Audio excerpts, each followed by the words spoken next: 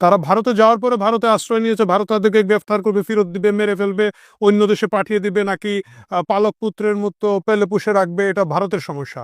কিন্তু এরা যখন বর্ডারটা ক্রস করে, ভারতের বর্ডারে ঢোকার আগে তো বাংলাদেশের বর্ডারে এরা ছিল, তখন কেন বাংলাদেশের বর্ডারের কোনো লোক এটাকে নিয়ন্ত্রণ করতে পারলো না, তাদেরকে গ্রেফতার করা গেল না? বিশেষ করে এত বড় একটা ঘটনার পরে স্বাভাবিক আমরা জানি যে বর্ডারগুলোতে অনেক বেশি রেড অ্যালার্ট থাকে। এই প্রশ্নটা করতেই হবে। সেক্ষেত্রে আমাদের এই সন্দেহটা কি খুব অমূলক যে বাংলাদেশের সরকারের কোনো না কোনো অংশের, আমি বলবো না পুরো অংশের, কোনো ধরনের পৃষ্ঠপোষকতা ছিল কিনা না এই হাদি হত্যা চেষ্টার প্রয়াসের মধ্যে? এই প্রশ্নগুলো কিন্তু যৌক্তিকভাবে আগামীতে আসবে, এবং কোনো একদিন দিন ফিরলে আমরা জানি তদন্তে বেরিয়ে আসবে যে হয়তো কোনো গোয়েন্দা সংস্থা বা বিশেষ কোনো সংস্থা বা সরকারের বিশেষ কোনো উপদেষ্টার ইঙ্গিতে এই কাণ্ডগুলো হলেও হতে পারে। March to Indian high commission বা ভারতীয় দূতাবাস ঘেরাওয়ের একটা কর্মসূচি ঘোষিত হয়েছে। এই ভিডিওটা আপনারা যখন দেখছেন ততক্ষণে হয় এই কর্মসূচিটি পালিত হয়ে গেছে, অথবা কয়েক ঘন্টার মধ্যে এটা পালিত হবে। অবশেষে অরিন্দম কহিলা বিষাদে ভারতীয় দূতাবাস ঘেরাওয়ের এই কর্মসূচিতে আমি খুবই এক্সাইটেড, খুবই আনন্দিত, খুবই তৃপ্ত, এবং দুই হাত তুলে এটাকে সমর্থন দিচ্ছি। সমর্থন দিচ্ছি কেন, এটা বলার আগে একটা গল্প আপনাদের সাথে শেয়ার করতে চাই। এক লোক, এক কৃষক, প্রতিদিন ঘরে ফিরে তার বউকে পিটায়। তো মাইট দেওয়ার পরে তারপরে বউ কিছুক্ষণ কান্নাকাটি করে ভাত দেয়, ততক্ষণে লোকটা যায় গিয়ে গোসল টোসল করে এসে ভাত খায়। এটা ছিল তাদের দীর্ঘদিনের রুটিন। তো একদিন ঘটনাটা ঘটলো, লোকটা বাসায় এসেছে, এসে বাড়িতে ফিরে আর বউকে পিটায় না, সে বিভিন্ন কাজকর্ম করছে, এটা করছে, বউ সামনে দিয়ে খালি ঘুরঘুর ঘুরঘুর করে, ঘুরঘুর ঘুরঘুর করে। তো লোকটা হঠাৎ করে জিজ্ঞেস করলো যে কি ব্যাপার, তুমি দেখা যায় খালি বারবার ঘুরঘুর করছো, কিছু বলবা? বউ তখন মুখ ঝামটা দিয়ে বলল, মারলে মাইরা দাও, গোসল করতে যাব। মানে তুমি যদি মারতে হয় তাহলে মাইর দিয়ে দাও, কারণ এটা তো রুটিন। তারপরে বউটা গোসল করতে যাবে। ভারতের অবস্থাটা হচ্ছে তাই, এবং আমার ধারণা যে তারাও অপেক্ষা করছে যে মারলে মাইরা দে, তারপরে গোসল করতে যাব। কারণ দীর্ঘদিন ধরে, বিশেষ করে গত ১.৫ বছর ধরে, প্রতিদিন যেভাবে সেভেন সিস্টারকে খেয়ে ফেলবে এবং ধ্বংস করে ফেলবে বলে অপেক্ষা করে, মানে বারবার আমরা সরকারি দলগুলো থেকে, সরকারি দলের নেতারা হুমকি দিয়ে যাচ্ছেন, আমার ধারণা সেই সেভেন সিস্টার্সের লোকজন যারা ভারত থেকে বিচ্ছিন্ন হতে চাচ্ছেন, তারা অধীর আগ্রহে বলছেন, ভাই কবে তোমরা আমাদেরকে মুক্ত করে দিবে? এই যখন পরিস্থিতি, তখন জুলাই ঐক্য নামে, জুলাইয়ের একটা দোকান না, জুলাইয়ের যে বিভিন্ন সংগঠন আছে তারই একটা সংগঠন, যেটা ছাত্র শিবিরের এবি জুবায়ের এবং ছাত্র শিবিরের নেতা কর্মীরা চালান। মানে বাংলাদেশের সব সংগঠনই তো গুপ্ত বাহিনীর সুপ্ত অবস্থায় চালান, বাট এইটা একটু প্রকাশ্যে চালান। সেই সংগঠন থেকে ডাক দেওয়া হয়েছে যে ভারতীয় দূতাবাসকে ঘেরাও করা হবে। ঘেরাও করার পিছনে যে যুক্তিটা তারা দিয়েছেন, যে দাবিটা তারা করেছেন, এটা খুবই যৌক্তিক একটা দাবি, যে সেখানের মধ্যে যে মুশকিলটা তৈরি হচ্ছে, আমাদের দেশে অপরাধ করার পরে অপরাধীরা পালিয়ে ভারতে চলে যাচ্ছে, এর বাইরে প্রচুর সংখ্যক রাজনৈতিক নেতাকর্মী, যাদের অধিকাংশই এই দেশের মধ্যে মামলা ফেস করছেন, তথা অপরাধী আওয়ামী লীগের নেতাকর্মী, শেখ হাসিনা সহ বা সাবেক স্বরাষ্ট্রমন্ত্রী সহ অনেক মন্ত্রী, এমপি এবং ছোটখাটো ইভেন তৃণমূলের নেতারা কলকাতা এবং দিল্লিতে আশ্রয় নিয়েছেন বলে জানা যায়। এদেরকে ফেরত দিতে হবে, এবং বিশেষ করে হাদিকে মেরে যে দুইজন পালিয়ে গিয়েছেন বলে ধারণা করা হচ্ছে, যে তারা ভারতে চলে গিয়েছেন। আমি জানি না এটা কতটুকু সত্য বা মিথ্যা, সেটার ফেরত দেওয়ার এবং এটা ক্ষোভ প্রকাশ করার জন্য তারা এই দূতাবাস মুখী মিছিল করছেন। এবং আমি পত্রিকা সূত্রে যেটা দেখতে পেলাম, সেখানের মধ্যে আমাদের কিছু সাবেক সেনা কর্মকর্তারা থাকবেন। আপনারা জানেন যে এই সেনা কর্মকর্তাদের মধ্যে কিছু কিছু আছেন সাবেক সেনা কর্মকর্তারা, বয়সের ভারে বা হয়তো ট্রেনিং দিতে দিতে মগজের কিছু ক্ষতি হয়ে গিয়েছিল আগে, যার কারণে তারা খুব উল্টাপাল্টা কথা বলেন। তারা গত বছর এই সময় বলেছিলেন যে 4 দিনে ক্যালকাটা দখল করে ফেলবেন, আরও কি কি যেন উদ্ভট কথা বলেন। তো আমি আশা করছি সেই সেই সেনাপ্রধান, সেনা কর্মকর্তারা এই মিছিলে যুক্ত হবেন, এবং অবভিয়াসলি যেহেতু শিবির সংগঠন হিসেবে ডাক দিয়েছে, শিবিরের লোকজন যুক্ত হবেন, এবং এনটি ভারতীয় যে সেন্টিমেন্টটা বাংলাদেশে আছে, সুতরাং শিবিরের যে শিশু সংগঠনগুলো আছে তারা বিভিন্ন ব্যানার এবং নামে এটার মধ্যে যুক্ত হবেন। আমি শুরুতেই বলেছি, আমি এই কর্মসূচি সর্বাত্মক সমর্থন করি। আমি নিজে একজন খুব ভারত বিরোধী লোক, কিন্তু আমার প্রশ্নটা হচ্ছে, এটা কি আসলে শুধুমাত্র এই সৎ উদ্দেশ্যে করা হচ্ছে? নাকি এর পিছনে রাজনীতিকে আড়াল করার একটা চেষ্টা আছে? আপনারা জানেন এই সরকার যখন ব্যর্থ হয়, মানে তারা সবসময় ব্যর্থ, যখন ব্যর্থতা বেশি চোখে পড়ে যায় তারা কিছু পাবলিক স্টান্টবাজি করে। প্রথমেই তারা কি করবে, তারা কোনো একটা নায়িকারে গ্রেফতার করে ফেলবে, ধরেন পরিমণিরে গ্রেফতার করে ফেলবে বা এরম কাউরে গ্রেফতার করে ফেলবে, এবং সেটা যদি না পারে তারপরে তারা কিছু একটা ড্রোন শো দিবে। ড্রোন শো দিয়ে যদি এটা না হয় তাহলে একটা হেলিকপ্টার শো দিবে, বিমান শো দিবে, বিমান থেকে পালাবে, বাতি জ্বালাবে, এইসব তামসা তারা করে পুরা জিনিসটাকে তারা একটা পাবলিক স্টান্টবাজিতে নিয়ে যায়। এই পাবলিক স্ট্যান্ডবাজির অংশ হিসাবে ভারতীয় দূতাবাস দখলের চেষ্টা হচ্ছে কিনা, সরি দখল তো না, ঘেরাও কর্মসূচি দেওয়া হয়েছে কিনা, এটা আমাদেরকে বুঝতে হবে। কারণ মৌলিক যে প্রশ্নটা যদি তুলতে হয়, মৌলিক প্রশ্নটা তুলতে হবে হাদিকে কারা আক্রমণ করেছে, হাদিকে কারা মেরে ফেলার জন্য খুব নিখুঁতভাবে গুলিটা করেছে। ভাগ্য ভালো যে হাদি এখনো মারা যান নাই, চিকিৎসাধীন আছেন, এবং আমি কামনা করি, আশা করি যে তিনি খুব দ্রুতই সুস্থ হয়ে আমাদের মধ্যে ফিরে আসবেন। কিন্তু ওনাকে, ওনার এই হত্যা প্রচেষ্টাটা যারা করেছিল এরা কারা? ঢালাওভাবে আওয়ামী লীগের উপরে দোষ দেওয়া হচ্ছে এবং এই দুইজনকে আওয়ামী লীগের নেতাকর্মী হিসাবে চিহ্নিত করা হচ্ছে, যে দুইজনকে প্রাইমারি সাসপেক্ট হিসাবে নেওয়া হয়েছে। বাট আমাদেরকে মনে রাখতে হবে বাংলাদেশের সবাই একসময় আওয়ামী লীগ করতো, এখন সবাই গাছের পাতা সহ সবাই এখন বিএনপি করে। এবং এই সাদিক কায়েম যদি 5 আগস্টের পট পরিবর্তন না হতো, এখন উনি জয় বাংলা জয় বঙ্গবন্ধু বলে বিভিন্ন হল শাখা ছাত্রলীগের সাথে মিছিল করতেন। সুতরাং এই যে দুইজনকে এখন আওয়ামী লীগ বলা হচ্ছে, তারা আদৌ কি আওয়ামী লীগ ছিল কিনা, না না না তারা সরকারি পৃষ্ঠপোষকতায় হত্যার সঙ্গে জড়িত ছিল, এই প্রশ্নটা উঠতে হবে।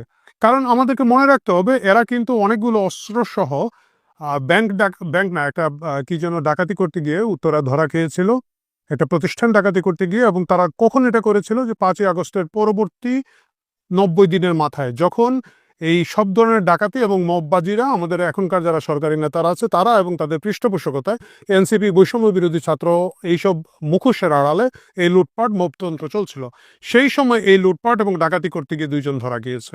এবং আমরা দেখেছি বিভিন্ন জায়গায় যখন এই ধরনের ধরা খায়, হান্নান মাসুদরা থানা গিয়ে ছুটিয়ে নিয়ে এসেছেন, নেগোসিয়েশন করে নিয়ে এসেছেন। এই কেসটাতে যেটা হয়েছিল, র্যাবের কাছে ধরা খাওয়ার পরে তাদেরকে হয়তো ওইখান থেকে, থানা থেকে ছুটিয়ে আনার কোনো ভিডিও আমরা দেখি নাই, কিন্তু পরবর্তীতে তারা খুব দ্রুত জামিন পেয়ে গিয়েছেন। আপনারা জানেন যে বাংলাদেশের একেবারে সাধারণ সাংবাদিক যারা আছেন, একেবারে যদি আমি বলি শাকিল, রূপা সহ অসংখ্য সাংবাদিক, অসংখ্য অ্যাক্টিভিস্ট, সাধারণ লোকজন, কোন এক কালে আওয়ামী লীগ করতো, ছাত্রলীগ করতো, বা সে না করলে তার নানা করতো, বা নানার পাশের বাড়ির লোকটা করতো, এরা গ্রেফতার হয়েছে এবং এদের কারো জামিন হচ্ছে না। সেই জায়গায় অস্ত্রসহ এই দুটো লোক গ্রেফতার হওয়ার কিছুদিন পরেই কিভাবে জামিন পেয়ে গেল? কারণ ডক্টর ইউনূসের এই জঙ্গি মুক্তিকরণ কর্মসূচি, যেটা 5ই আগস্ট থেকে পরিচালিত হচ্ছে, আমরা জানি যে বাংলাদেশের যত চিহ্নিত জঙ্গি ছিল, যত চিহ্নিত সন্ত্রাসী ছিল, কিলার ছিল, তাদের সবগুলোকে ধাপে ধাপে এরা ছেড়ে দিয়েছে, ছেড়ে দিয়ে তাদের একটা মাসল পাওয়ার গেইন করেছে। সেই মাসল পাওয়ারের অংশ হিসাবে এই দুজনকে ছেড়ে দেওয়া হয়েছিল কিনা, না এটা একটা যৌক্তিক প্রশ্ন রয়ে গেল আমাদের মনের মধ্যে। এবং সেই নেগোসিয়েশনের কোনো অংশ ছিল কিনা না এই কিলিং মিশন, এই প্রশ্নটা আছে। কেন আছে? এই লোকগুলো ঢাকা শহরে একটা কাণ্ড ঘটিয়ে কিভাবে ভারতে চলে গেল, যদি এই দাবি সত্য হয়ে থাকে, এই প্রশ্নটা উঠতে হবে। সরকারি কোনো গোয়েন্দা সংস্থা, সরকারি কোনো সংস্থার সংশ্লিষ্টতা ছাড়া নির্বিঘ্নে ঢাকা শহর, ঢাকা হচ্ছে বাংলাদেশের একবারে সেন্ট্রাল, এখান থেকে একেবারে চলে গেল। কিভাবে চলে গেল? পুরো রাস্তা তাদেরকে কেউ ধরতে পারলো না। এবং আমাদের সীমান্ত রক্ষীরা কি করছে, আমাদের সীমান্ত ম্যানেজমেন্ট কি হচ্ছে, এই প্রশ্নটা আমাদেরকে তুলতে হবে। তারা ভারতে যাওয়ার পরে ভারতে আশ্রয় নিয়েছে, ভারত তাদেরকে গ্রেফতার করবে, ফেরত দিবে, মেরে ফেলবে, অন্য দেশে পাঠিয়ে দিবে, নাকি পালক পুত্রের মতো পেলে পুষে রাখবে, এটা ভারতের সমস্যা। কিন্তু এরা যখন বর্ডারটা ক্রস করে, ভারতের বর্ডারে ঢোকার আগে তো বাংলাদেশের বর্ডারে এরা ছিল, তখন কেন বাংলাদেশের বর্ডারের কোনো লোক এটাকে নিয়ন্ত্রণ করতে পারলো না, তাদেরকে গ্রেফতার করা গেল না? বিশেষ করে এত বড় একটা ঘটনার পরে স্বাভাবিক আমরা জানি যে বর্ডারগুলোতে অনেক বেশি রেড অ্যালার্ট থাকে। এই প্রশ্নটা করতেই হবে। সেক্ষেত্রে আমাদের এই সন্দেহটা কি খুব অমূলক যে বাংলাদেশের সরকারের কোনো না কোনো অংশের, আমি বলবো না পুরো অংশের, কোনো ধরনের পৃষ্ঠপোষকতা ছিল কিনা না এই হাদি হত্যা চেষ্টার প্রয়াসের মধ্যে? এই প্রশ্নগুলো কিন্তু যৌক্তিকভাবে আগামীতে আসবে, এবং কোনো একদিন দিন ফিরলে আমরা জানি তদন্তে বেরিয়ে আসবে যে হয়তো কোনো গোয়েন্দা সংস্থা বা বিশেষ কোনো সংস্থা বা সরকারের বিশেষ কোনো উপদেষ্টার ইঙ্গিতে এই কাণ্ডগুলো হলেও হতে পারে। এই প্রশ্নগুলো তদন্ত সাপেক্ষ এবং আগামীতে দেখা যাবে। ফিরে আসছি ভারতীয় দূতাবাসকে ঘেরাওয়ের কর্মসূচিতে। ভারতের বিরুদ্ধে বাংলাদেশে একটা সেন্টিমেন্ট আছে, খুবই যৌক্তিক সেন্টিমেন্ট আছে, এবং সেই সেন্টিমেন্টের কারণ যে সীমান্ত হত্যা আছে এবং বিভিন্ন কাহিনী আছে। কিন্তু এটাকে যেভাবে ফুলিয়ে ফাঁপিয়ে এই সরকার ব্যবহার করছে, এখানে তাদের রাজনৈতিক অসাধুতার একটা প্রশ্ন এসে যায়। আমার কথা হলো ভাই, একেবারে সেভেন সিস্টারকে শান্তিতে থাকতে দিব না, ডক্টর ইউনূস থেকে শুরু করে হাসনাত আব্দুল্লাহ, সরকারের প্রতিটি স্তরের লোকজন এটা বলেছেন। ভাই করে ফেলেন, অন্তত এই কাজটা করে রেখে আপনারা যান, তাহলে তো বুঝবো যে একটা ভালো কাজ করছেন, সেভেন সিস্টার মুক্ত করেছেন। প্র্যাকটিক্যালি কি করছেন, কি কর্মসূচি আপনাদের, কিভাবে করবেন একটু ভেঙে বলেন, আমরাও চেষ্টা করি এটার মধ্যে শরিক হতে। আর যদি সেটা না পারেন, এই বাকুয়াজি করে মানুষের ইমোশনাল সুরসুরি দিয়ে যে ফোকাস সরিয়ে নেওয়ার চেষ্টা, এই রাজনৈতিক অসাধুতাটা বাদ দেন। আমাদের মনে আছে এই আসিফ নজরুল, ডক্টর ইউনূসের ডানহাত, যেটা ডক্টর ইউনূস দেরিতে আসলে যে নিজেই চেয়ারে বসে পড়ছিল প্রধান উপদেষ্টা হিসেবে, সে আসিফ নজরুল বলেছিল যে 26 লক্ষ ভারতীয় বাংলাদেশে কাজ করে থাকে। তো এখান থেকে তুই 26 জন বের করে দাও আঙ্কেল। এই 26 জনকে আজ পর্যন্ত তুমি বহিষ্কার করতে পেরেছো, একটা তালিকা দাও। 26 লক্ষ লাগবে না, 26,000 লাগবে না, 2600 লাগবে না, 26 জন। তারা পারে নাই, কিন্তু কারণ বাস্তবে এই জিনিসটার অস্তিত্ব ছিল না। কিন্তু এই যে ইমোশনের খেলা খেলার জন্য, আবেগের খেলা খেলার জন্য তারা বিভিন্ন সময়ে এই ধরনের হাইপ তুলে জনগণকে বিভ্রান্ত করেছে, মূল ইস্যু থেকে চোখ সরিয়ে নেওয়ার একটা চেষ্টা চলেছে। ভারতের সাথে বাংলাদেশের অনেকগুলো চুক্তি আছে। প্রথমে আসার পরে, এই ইন্টারিম গভর্নমেন্ট আসার পরে আমরা শুনলাম তারা বারবার বলল যে সবগুলো আওয়ামী লীগ ছত্রনাশ করে ফেলেছে, সবগুলা বাজে চুক্তি, সবগুলা খুব খারাপ চুক্তি, দেশের স্বার্থ ছিল না, ইন্ডিয়ার কাছে দেশ বিক্রি করে দিয়েছে। আমি একমত। কোন কোন চুক্তি আপনারা বাতিল করেছেন? গত কবে থেকে আপনারা আছেন? 1.5-2 বছর তো হয়ে গেছে, 1.5 বছরের মতো হয়ে যাচ্ছে। আপনারা কোন কোন চুক্তি বাতিল করেছেন, এটা সরকার আমাদেরকে হিসাব দেন। এবং যদি চুক্তি বাতিল করে না থাকেন, কেন করেন নাই? যদি এগুলাতে বাংলাদেশের স্বার্থ অক্ষুণ্ণ থাকে, তাহলে আপনারা মাপ চান, আপনারা বলেন আমরা ভুল করেছি, আমরা জনগণের কাছে ক্ষমা চাই, কারণ আমরা আওয়ামী লীগের পিছনে সুরসুরি দেওয়ার জন্য এই মিথ্যা তথ্যগুলো আপনাদেরকে দিয়েছি। প্রিয় দর্শক, আসুন আমি আপনি সকলে মিলে, ভারত আমাদের 3 দিকের প্রতিবেশী, তারা আমাদেরকে বিভিন্নভাবে নির্যাতন করে, বিভিন্নভাবে টর্চার করে, সীমান্তে কিলিং করে, ব্যবসা বাণিজ্যে খুবই আনস্টেবল সিচুয়েশন, তারা আমাদের পণ্য নিতে চায় না, তাদের পণ্য আমাদের কাছে পুশিং করতে চায়, তারা সীমান্তে তাদের নাগরিক পর্যন্ত আমাদের কাছে পুশিং করে, সীমান্তে তারা গুলি করে, বিভিন্ন ধরনের নির্যাতন তারা মানে আমাদের সাথে আন্তর্জাতিক পর্যায়ে করে থাকে। আমি পানি বন্টনের কথা তো আর নাই বললাম, বছরের পর বছর ধরে, যুগের পর যুগ ধরে আমাদেরকে তারা ন্যায্য হিস্যের পানি দিচ্ছে না। এই সব কিছু মিলিয়ে ভারতের বিরুদ্ধে যে ইমোশনটা আছে, এইটাতে যদি সরকার খেলতে চায়, সরকারকে জবাব দিতে হবে ক্যাটাগরিক্যালি যে তারা এর বিরুদ্ধে কি কি ব্যবস্থা নিচ্ছেন। আর এই ব্যবস্থা যদি না নিয়ে থাকেন, তাহলে আমরা ধরেই নিব জনগণের চোখ, জনগণের দৃষ্টি মূল সমস্যাগুলো থেকে সরিয়ে দেওয়ার জন্য ভারতীয় বিরোধিতার একটা নতুন নাটক ডক্টর ইউনূস এবং তার সাওয়াল পাওয়াল শুরু করে দিয়েছে।